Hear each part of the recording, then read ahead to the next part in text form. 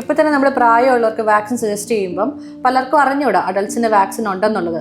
പിള്ളേർക്ക് മാത്രമല്ലേ വാക്സിൻ അവർ ചോദിക്കുന്നത്. പിന്നെ ഒരു മടിയാണ് അവർക്ക് വാക്സിൻസ് എടുക്കാൻ.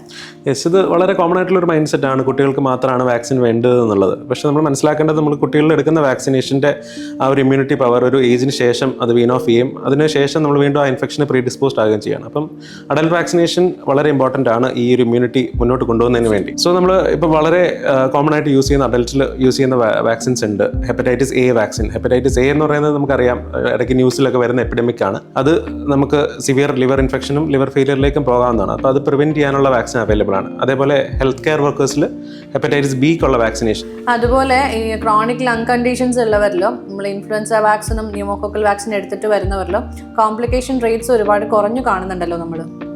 സോ പബ്ലിക്കിൻ്റെ ഇടയിൽ അഡൽട്ട് വാക്സിനേഷനെ പറ്റി ഒരു അവയർനെസ് ഉണ്ടാകേണ്ടത് വളരെ ഇമ്പോർട്ടൻ്റ് ആണ്.